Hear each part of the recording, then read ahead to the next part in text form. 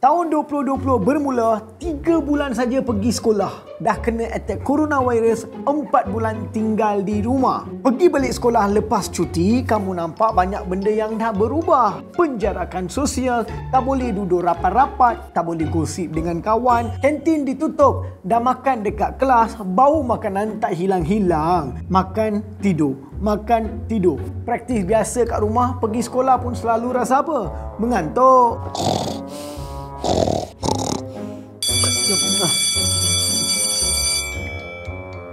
Lepas pergi sekolah 2 hari saja, tarikh peperiksaan SPM diumumkan 6 hari bulan Januari. 6 hari bulan Januari. Banyak benda yang berubah. Mesti kamu pun dah berubah kan? Result kamu mesti sekarang ni cantik. Kamu ni mesti dah power pack, bersedia untuk SPM, betul tak? Dah sedia ke belum ni? Ha?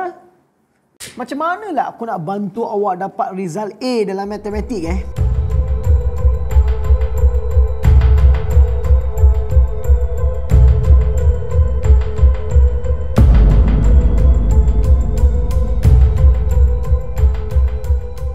Yes!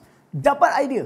Dah. Aku nak bagi korang semua soalan-soalan ramalan je lah. Apa yang akan keluar untuk exam. Bulat-bulat saya nak bagi kau je lah. Mulai daripada sekarang, dalam channel saya, semua soalan-soalan yang saya nak bincang untuk SPM adalah soalan-soalan ramalan daripada setiap topik-topik tertentu. Settle. Lepas ni, semua soalan-soalan kita buat soalan ramalan saja. Settle, settle, settle. No problem. Jom kita mulakan dengan soalan ramalan kita hari ini.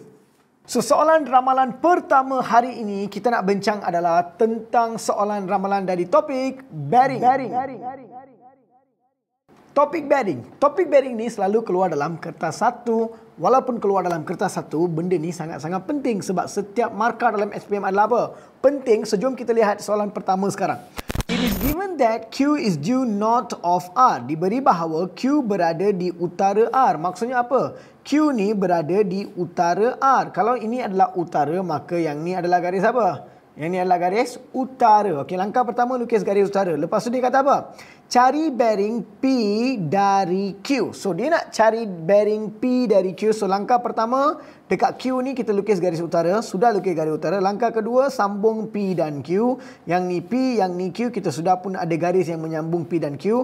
Kalau dia nak bearing P dari Q, maksudnya dari Q, garis utara ikut arah jam. Maka inilah sudut yang kita tengah cari. Alright, ini adalah sudut dia. So, kalau kita nak cari sudut ni, macam ni kita nak buat? Okey, kita tengok maklumat dia dulu. So, dia kata yang ni segitiga sama sisi, sama kaki. Maksudnya, kalau sana 41, yang ni pun mesti 41 darjah. Kalau 41, 41, dua-dua ni 82. Yang atas ni mestilah sudut dia berapa? Yang ini mestilah 98 darjah. Alright, kalau yang ni 98 darjah, kita tahu yang separuh garis ni adalah berapa? 180 darjah. So, bearing yang kita cari dari atas sampai ke sini, nilai dia 180 tambah dengan 98, kita akan dapat 278 darjah. Maka jawapan di sini adalah apa?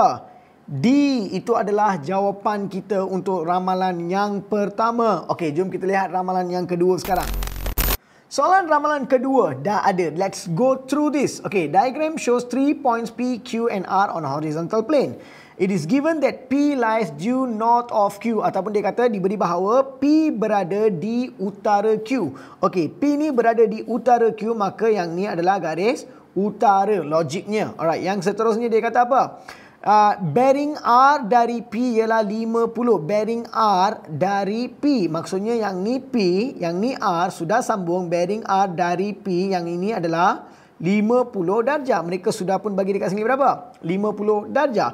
Cari bearing Q dari R. Sekarang kita baru masuk dalam soalan. Cari bearing Q dari R. So, kalau dia nak Q dari R, kita tengok R ni, kita letak garis utara dekat R. So, dia kena ikut sebab yang ni pun garis utara ikut dekat atas kan. So, ikut saja garis utara dia.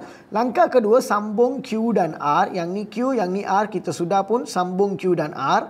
Langkah ketiga, kita ukur sudut dari garis utara R ikut arah jam sampai garis yang sambung Q dan R. Maka inilah sudut yang dicari. So, macam mana kita nak cari sudut ni? Okay, kita tahu yang bentuk ni adalah bentuk U, di mana dalam ini kita akan dapat 130 darjah. Sebab total yang ini kita sepatutnya dapat 180 darjah kalau tambah dua-dua tu. So kalau yang ni 130 darjah, bawah ni kita ada 30 darjah, maka sebelah sini kita sudah ada total sebanyak berapa? 160 darjah. Satu bulatan sudut dia 360, maka kalau 160 ni kita dah buang, balance dekat sini kita akan dapat apa?